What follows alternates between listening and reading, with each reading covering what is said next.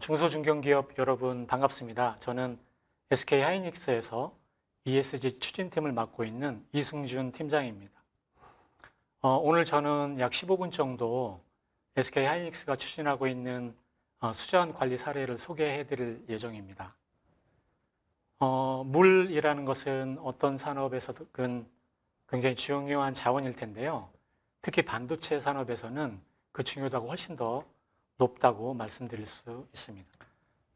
우선 반도체에서 물이 어떻게 사용되는지 그 사용처를 좀 말씀드리고자 하는데요. 반도체는 아주 고도로 청정화된 환경에서 처음부터 끝까지 생산이 진행됩니다. 그것을 클린룸이라고 하는데요. 1년 내내 365일 동안 클린룸의 일정한 온도와 습도 유지를 위해서 물이 사용됩니다. 그리고 이 거대한 클린룸 안에는 수백 대에서 수천 대가량의 반도체 생산 장비들이 설치가 되어 있는데요. 그 장비들에 열을 식히는데 냉각수로도 사용되고 있습니다. 이렇게 반도체를 생산할 수 있는 조건에도 물이 사용이 되고 본격적으로 제조 과정에서 들여다보면 제조 공정 전후로 불순물들이 남게 되는데요. 이 불순물들은 공정불량을 일으킬 수 있습니다. 품질에 큰 영향을 주기 때문에 이것들을 깨끗하게 씻어내는데 순도가 굉장히 높은 초순수가 필요합니다. 그리고 또 하나 중요한 사용처는 제조 과정에서 사용된 각종 가스가 있는데요.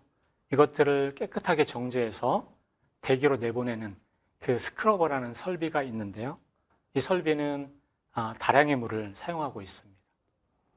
이렇게 많은 곳에서 여러 단계에서 많은 물을 사용하고 있는데 이렇게 중요한 물이 만약 부족할 경우에 어떤 문제가 발생하게 될까요? 실제로 공장 운영이 중단되는 상황이 발생한 적도 있습니다. 2021년 2월경 미국 텍사스에 한파가 몰아쳤습니다. 이 지역은 한겨울에도 영상 6도에서 9도 정도의 온화한 기후를 보이는 지역인데요. 작년에는 영하 18도까지 내려가는 혹한이 몰아쳤고 그것 때문에 전력과 용수 공급이 중단됐었습니다. 이 지역에는 특히나 삼성전자의 반도체 공장이 있는데요. 이 혹한으로 인해서 1998년 설립된 이후 20년 만에 처음으로 삼성전자 반도체 공장이 가동 중단이 되는 사태를 맞게 됐습니다. 전력 공급과 용수 공급이 한파가 시작된 수일 후에 좀 복구가 되긴 했습니다만 이 반도체 공장이 정상 가동된 때는 무려 6주나 긴 그 시간이 소요됐습니다. 바로 그 이유는 물 부족 때문입니다. 전력 공급은 수일 내로 안정적으로 공급할 수 있는 체계를 갖췄는데요. 물 같은 경우에는 지역의 하천이 여전히 얼어붙어 있었고 또 수도관도 언제 다시 동파될지 모르는 상황이었습니다. 그러다 보니까 임시로 공장을 다시 가동했다가 또다시 중단되는 사태가 생기면 이 기업에는 더 큰 손실이 발생하기 때문에 물 공급이 안정적이다라고 판단될 때까지 공장 가동을 유보시켰던 거죠. 그렇게 6주나 걸렸던 것입니다. 이처럼 물이 굉장히 중요하고요. 또 다른 사례는 바로 대만의 TSMC입니다. 대만은 대표적으로 물이 부족한 국가이죠. 그래서 태풍과 비를 통해서 물을 수급받고 있는데 2021년 작년에는 태풍이 대만을 비껴가면서 충분한 물을 얻을 수가 없었습니다. 그래서 56년 만에 가장 심각한 물 부족 사태를 이 회사 역시 맞이하게 됐습니다. 이렇게 물이 부족해서 생기는 문제들은 기업에게도 큰 손실이 될 수 있는 리스크인데요. 이 기업에 투자한 투자자들 역시 수익률이 하락하거나 투자 손실을 볼 수 있는 굉장히 큰 문제가 됩니다. 그래서 투자자들은 물 관련된 리스크를 굉장히 중요하게 생각하고 있죠. 그리고 그 리스크가 어떤 것인지 명확하게 정의하고 분석해서 기업에 투자하는데 참고할 수 있도록 정보를 공개해달라고 요구하고 있습니다. 그리고 그 공개 기준으로서 SASB라는 것을 제시하고 있는 거죠.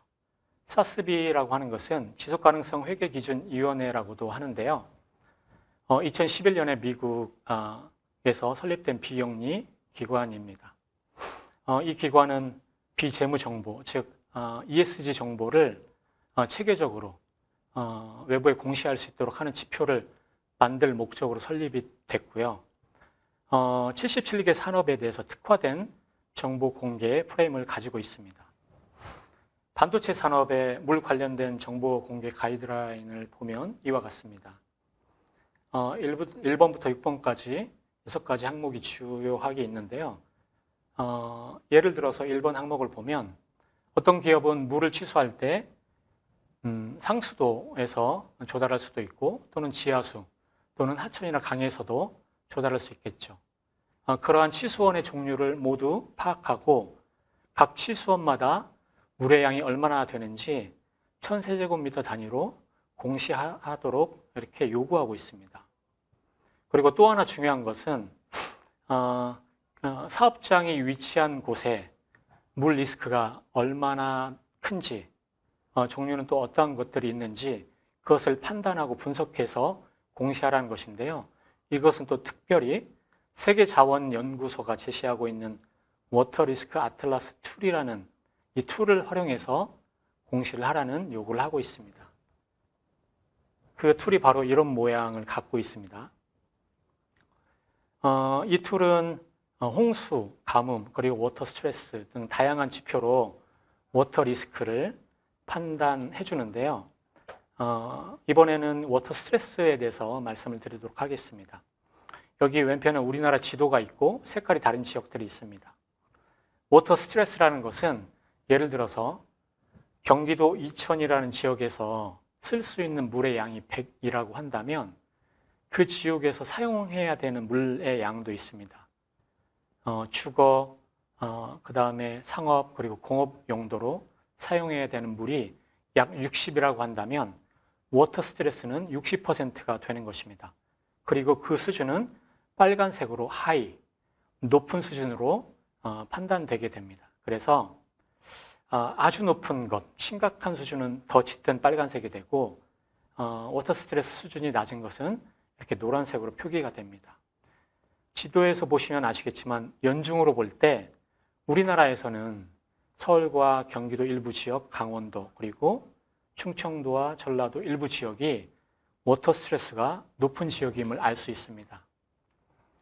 SK 하이닉스 같은 경우를 보면 글로벌리 한국과 중국의 4개 생산 사업장을 운영하고 있는데요.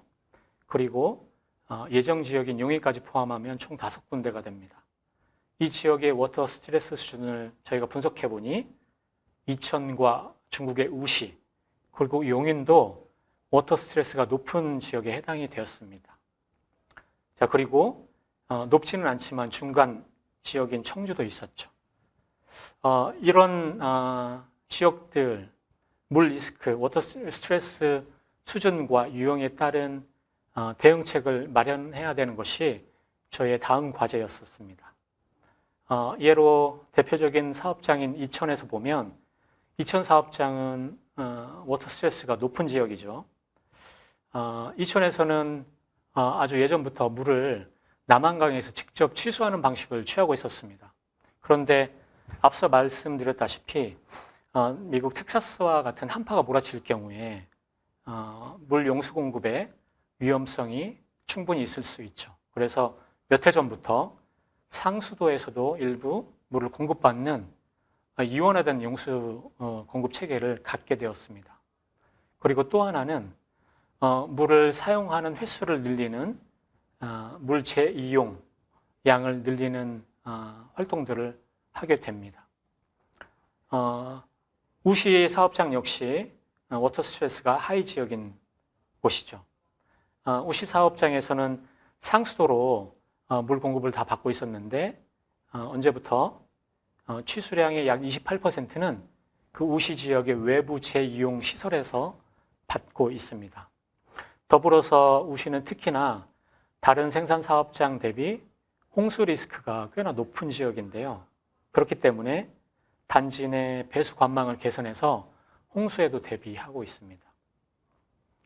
그리고 비록 워터 스트레스 수준이 그리 높지 않은 청주 사업장이지만 이 청주 사업장 역시 용수 공급에 문제가 되지 않도록 캠퍼스 간 물을 서로 공급할 수 있는 체계를 갖추고 있어서 서로 다양하지만 또는 그 리스크 수준이 또 다르지만 거기에 적절한 대응책을 마련해 오고 있다고 말씀드릴 수 있겠습니다.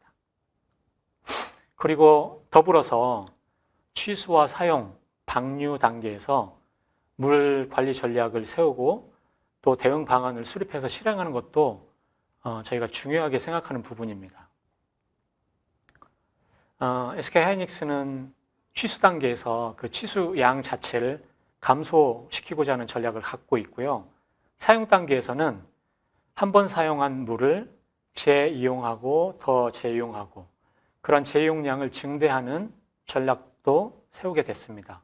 그리고 방류 단계에서는 환경부가 제시하고 있는 그 수질 기준을 완벽히 충족시키도록 노력하고 있습니다.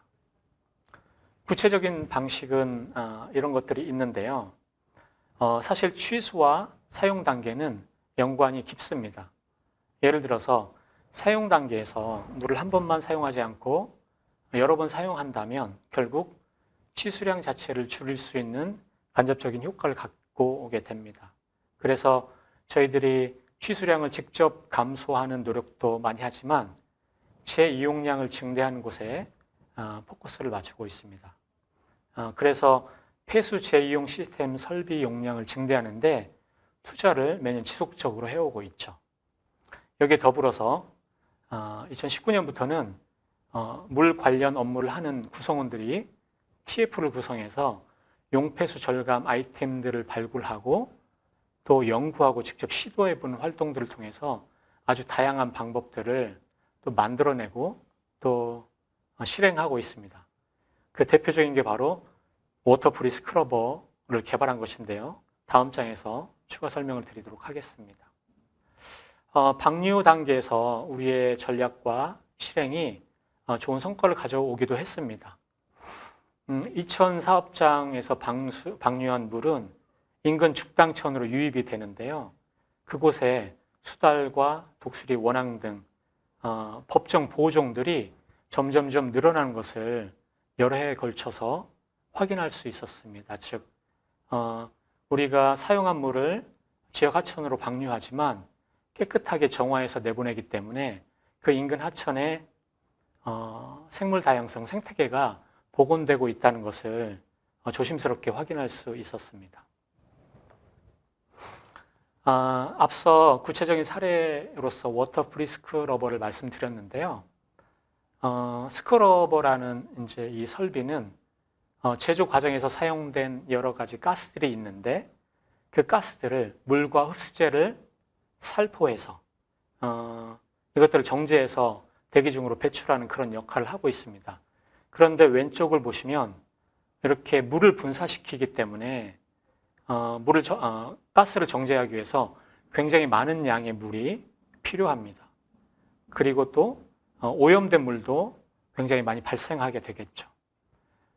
저희 용폐수 절감 TF에서는 이 스크러버에 사용되는 엄청난 양의 물을 줄일 수 없을까라는 고민을 하기 시작했고 여러 아이디어와 그 다음에 논의 그리고 시도를 거쳐서 결국 워터프리 스크러버라는 것을 개발하게 됩니다. 스크러버의 외형은 기존 스크러버하고 비슷하지만 그 내부를 보면 안에 금속 파이프라인을 이제 집어넣게 되겠죠. 몇 개 아주 많이 집어넣고 그 안에 냉각수를 순환시키는 것입니다. 그래서 오염된 가스가 스크러버로 유입되면 이 금속 외부와 접촉이 되면서 유해가스를 간접적으로 냉각시키고 그 다음에 정제하는 역할을 하게 됩니다. 이렇게 되면 스크러버는 소량의 물을 사용하게 되겠죠. 냉각수로. 그리고 이 냉각수는 계속 순환하기 때문에 한 번 주입된 냉각수는 굉장히 오랜 시간 동안 사용할 수 있게 됩니다. 그리고 더 큰 중요한 이유 중에 하나는 바로 폐수도 발생시키지 않는다는 것입니다. 그래서 이것은 굉장히 좋은 사례로 말씀드릴 수 있을 것 같습니다. 그리고 저희들이 사용한 또 다른 폐수들은 사업장 내에 고도 처리 시설을 갖추고 있고요. 여기서 다양한 공정을 거쳐서 좋은 물 수준으로 처리해서 방류하고 있습니다. 좋은 물이라는 것은 환경정책기본법에서 하천의 생활환경 기준에 근거한 기준인데요. 매우 좋음, 약간 좋음으로 이제 구분되는 이 좋은 물은 이 방류했을 때 생태계를 파괴하지 않고 보존할 수 있는 그런 수준의 수질을 갖게 되는 물입니다. 이렇게 해서 깨끗하게 처리해서 방류하는 시설도 대규모로 갖추고 있습니다. 말씀드리지 않은 다양한 활동들과 노력들이 있습니다만 이런 활동들이 전부 다 모여져서 2020년 한 해에 SK하이닉스는 약 4,300만 톤 정도 연간으로 물을 절감할 수 있었습니다. 그리고 이 절감된 양은 우리나라 인구 약 40만 명이 1년 동안 사용할 수 있는 양이 되겠습니다.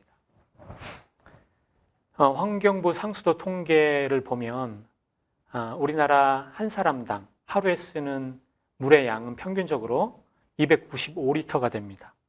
여기에 365일을 고려하고 그리고 많은 인구를 이렇게 계산을 해보니 오른쪽에 보시는 것처럼 세종시, 경기도 광주시보다 더 많은, 더 큰 도시의 인구가 1년 동안 사용할 수 있는 양이었습니다. 이렇게 처음부터 큰 효과를 만들어낼 수는 없겠지만 우리의 리스크를 잘 판단하고 대응반을 마련해서 활동들을 이어온다면 우리에게 소중한 자원인 물을 잘 절감할 수 있을 거라고 생각이 됩니다. 그리고 이러한 계획과 전략 그리고 활동들, 성과들에 대한 데이터들을 잘 축적해서 대외 이해 관계자들에게 아주 투명하게 공시하는 것이 중요합니다. 투자자들은 이런 것들을 공시하기를 요구하고 있죠. 그래서 지속가능 경영 보고서나 홈페이지 등 회사가 가진 그 채널을 통해서 정보를 공시하는 것이 아주 중요한 또 단계라고 할 수 있습니다. 지금까지 그리 길지 않은 시간이었습니다만 SK하이닉스가 물을 아주 중요한 자원이라고 인식하고 또 우리 지구에 아주 좋은 수준으로 환원해야 된다는 그런 생각을 가지고 활동해 온 결과와 경험을 바탕으로 중소중견기업 여러분들께서도 수자원 관리에 대해서 신경 쓰실 만한 부분들을 정리해서 말씀드려보면 첫째는 사업장이 위치한 지역의 물 관련 리스크를 제대로 판단해 보는 것입니다. 그리고 그것은 투자자가 제공하고 지지하는 기준인 사스비에서 세계자원연구소의 툴을 활용해 보라고 권고하고 있죠. 이것을 직접 들어가셔서 여러분의 사업장이 위치한 지역의 물 리스크를 한번 판단해 보시기 바랍니다.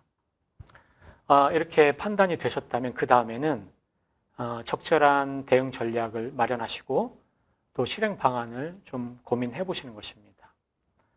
물 리스크 수준과 유형이 다 다르니 적합한 대응책을 마련하는 것이 좋고 또 취수, 사용, 방류 단계의 물 관리 전략도 고민해 보시는 것이 좋겠습니다.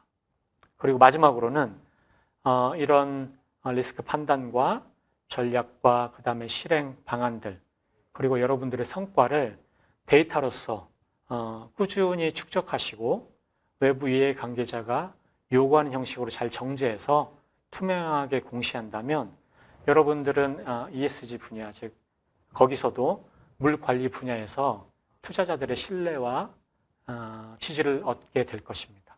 자, 그러면 이상으로 SK하이닉스 추진 사례인 수자원 관리 사례를 말씀드렸습니다. 감사합니다.